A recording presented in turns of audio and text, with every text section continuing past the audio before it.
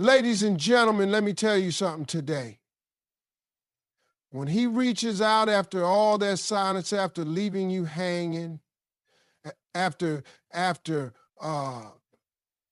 making you question your worth, that is not your cue to jump. That is your cue to think. Ladies and gentlemen, let me start by telling you this plain and clear. The very first thing you got to do when he reaches out after all that silence is to stay calm. You cannot, and I repeat, cannot let your emotions run the show in that moment. Because, see, emotions will have you texting back too fast, picking up that phone before you even thought about what's really best for you. Emotions will have you forgetting all those nights you cried, all those days you waited, wondering why he disappeared. And now, just because his name popped up on your screen, your heart want to act like nothing happened. But you can't let it do that to you. You got to breathe, you got to pause, you got to get still, because that message, that call, it's just a test. It's a test to see if you learned your worth while he was gone. It's a test to see if you're going to let history repeat itself or if you're finally ready to choose peace over chaos. And you can't pass that test if you're reacting with your feelings first. So you pass that test when you respond from a place of calm, a place of strength, a place where your self-respect speaks louder than your excitement. Now, I know, ladies, I know. It feels good when he finally reaches out. It feels like relief, like maybe your prayers got answered. You start thinking, well, maybe he missed me. Maybe he finally realized I was the one. But slow down. Don't let your mind write a love story before you even know why he called. Because sometimes people come back not because they value you, but because they see you moved on. They see you shining without them. And they just want to check if they still have access to you. And you got to stay calm enough to see that difference. You can't let excitement make decisions for you. Excitement is temporary, but your peace is priceless. So when you see that message, I want you to look at it and then put the phone down. Go take a walk, go call your best friend, go pray, go journal, do anything but react right away. Give yourself time to let the initial rush settle. Because once your heart calms down, your mind gets clearer. And when your mind is clear, you make choices that protect your heart instead of breaking it again.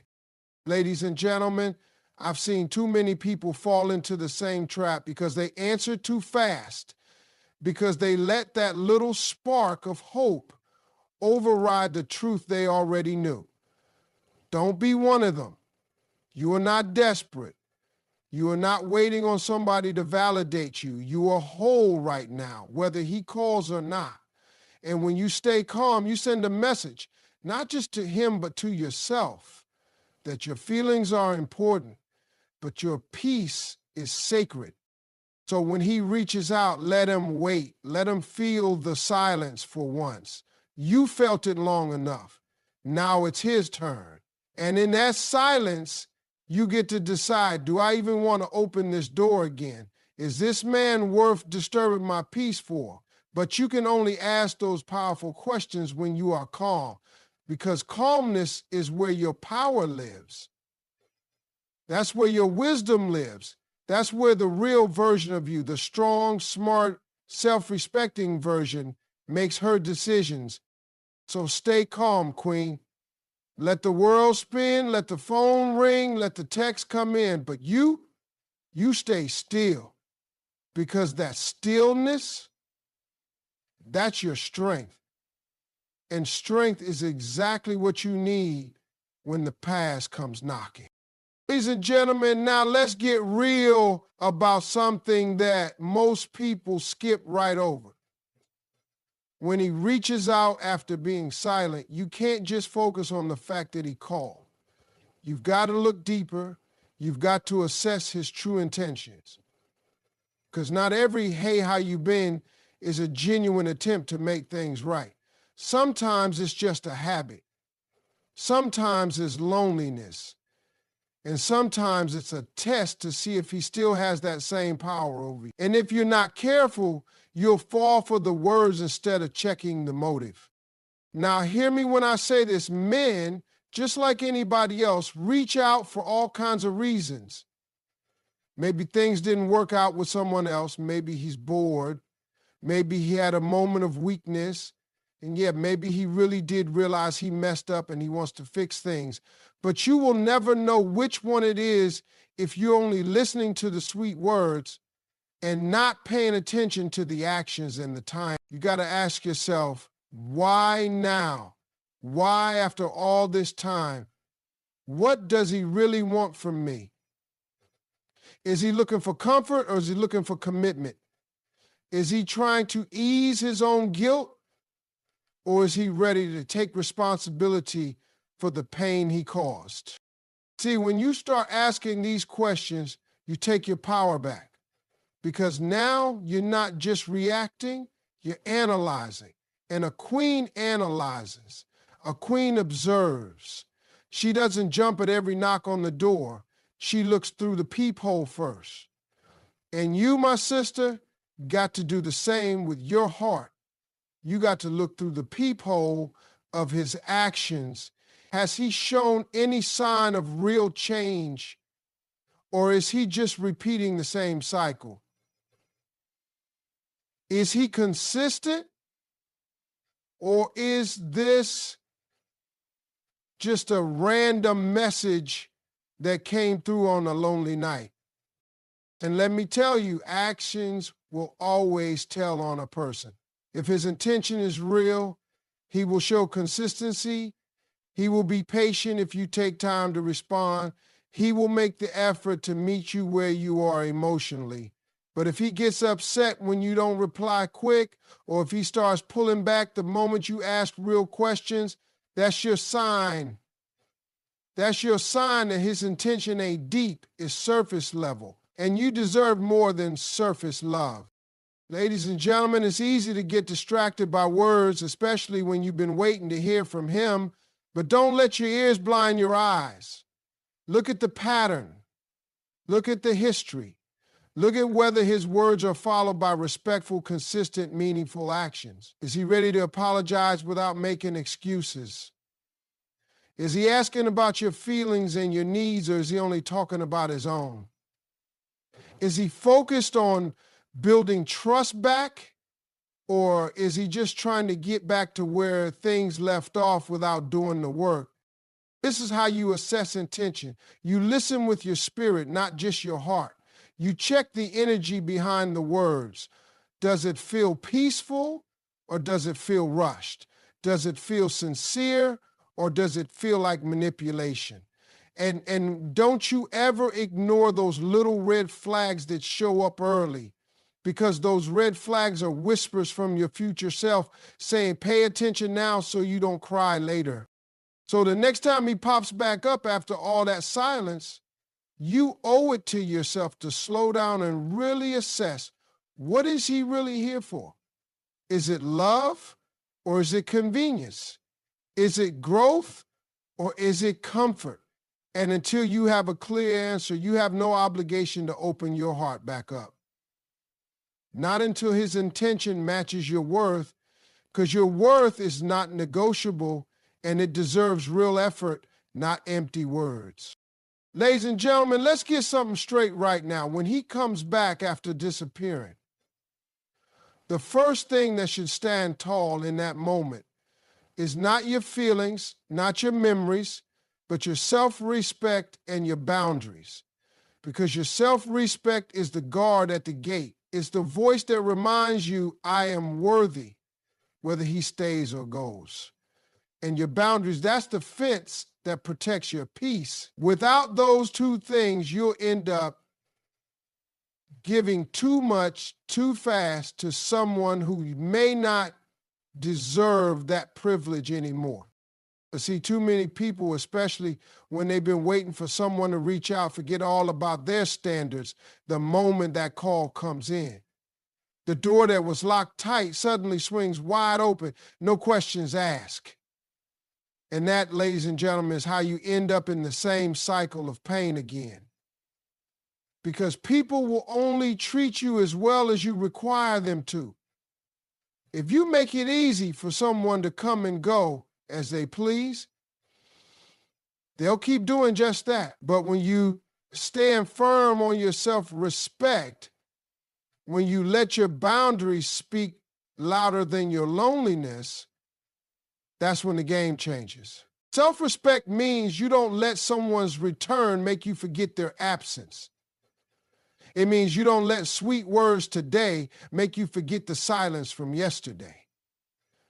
It's knowing that you are not desperate for anyone's love. You desire love, yes, but you are not so hungry for attention that you will accept crumbs. Self-respect is walking in the truth that you are enough right now without anyone else's validation. And boundaries are not about punishing people. They're about protecting yourself. They are the rules you set for how people get to treat you. So when he reaches out, your boundaries should kick in strong. Maybe you decide you're not going to answer right away. Maybe you choose to only communicate during certain times. Maybe you decide that before any real conversation happens, you need to hear a real apology, not just casual small talk, and you stick to that. Because every time you bend your boundaries just to keep someone around, a little piece of your self-worth gets chipped away. And I don't want that for you. You deserve to feel whole, not hollow. Now, let me tell you something. A person who truly cares about you will respect your boundaries. If he gets upset because you're not rushing back into his arms, that's your sign right there that he's not serious. Real love honors your need for space, your need for time, your need for clarity. It doesn't pressure you, it doesn't guilt you, and it doesn't make you feel like you're doing something wrong by protecting your peace. Ladies and gentlemen, you have every right to require more than just a random text. You have every right to say, if you want access to me again, you have to come correct. You have to show consistency. You have to rebuild what was broken. That's not being difficult. That's knowing your worth. And if someone truly wants you in their life, they will rise to meet those standards. If they can't, then let them go. Because lowering your standards to keep someone is the fastest way to lose yourself. So when that message pops up and your heart starts racing, pause and remember, your self-respect is not for sale. Your peace is not a bargain.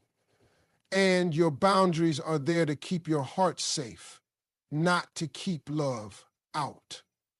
So hold your head high, stand firm, and let the world and anyone from your past know that access to you is earned, not given away for free.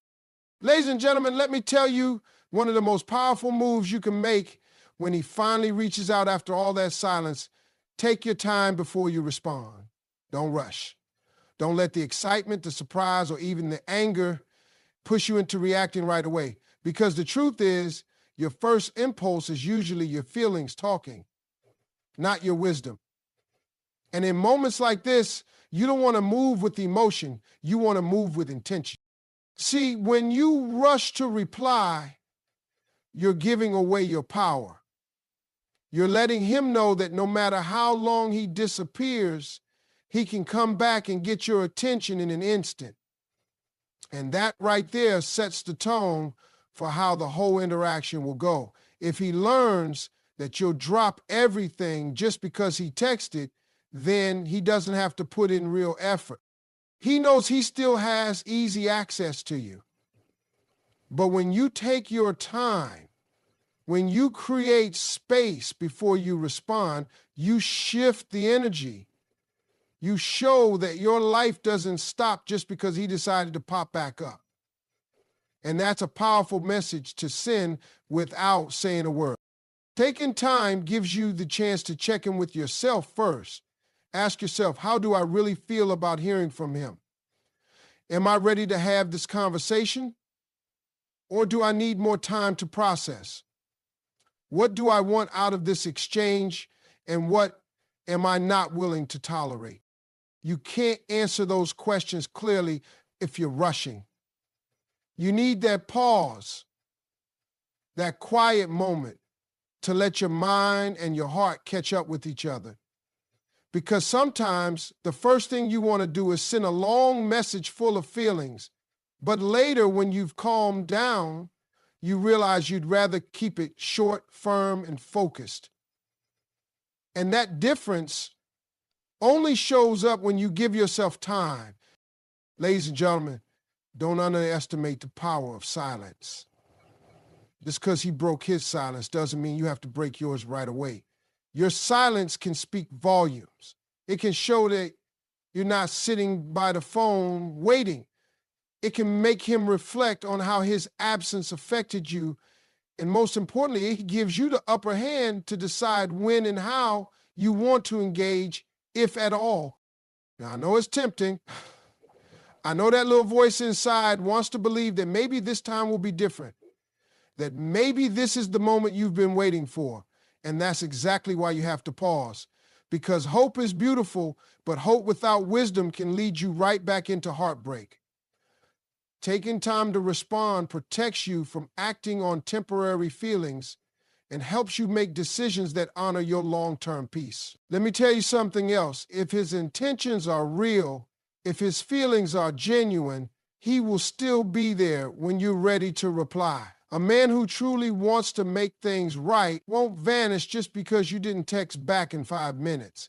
In fact, your patience will filter out the ones who are only there for convenience. If he gets frustrated or starts playing games because you took your time, that tells you everything you need to know about his maturity and sincerity.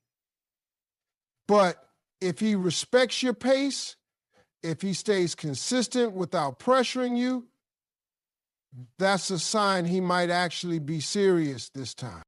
So ladies and gentlemen, take your time like your peace depends on it, because it does.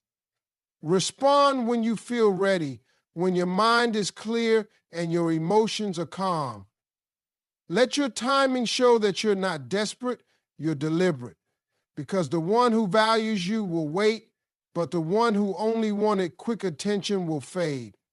And trust me, you want to respond to the one who's still standing when your silence ends, not the one who only knocked once and ran away. Ladies and gentlemen, when he finally reaches out after that long silence, you have every right to be cautious. Because here's the truth. Not every conversation deserves your time, and not every message should get your energy. This is the moment where you have to make sure that any conversation you choose to have with him aligns with your standards. And when I say standards, I'm not talking about a wish list of nice things. I'm talking about the non-negotiables you set for how people are allowed to treat you, speak to you, and enter your life. See, it's easy to get caught up in the excitement of hearing from someone you once cared about. It's easy to let that first sweet message make you forget everything you promised yourself during the silence. But your standards are there to protect you from slipping back into situations that don't serve you. They're like a mirror you hold up to every interaction, asking, does this reflect what I deserve? And if the answer is no, you owe it to yourself to step back. So when he reaches out, listen carefully, not just to his words, but to the deeper meaning behind them. Is he offering real accountability for his past behavior, or is he just trying to slide back into your life like nothing happened? Is he showing that he respects your feelings and your boundaries, or is he testing to see how much he can get away with?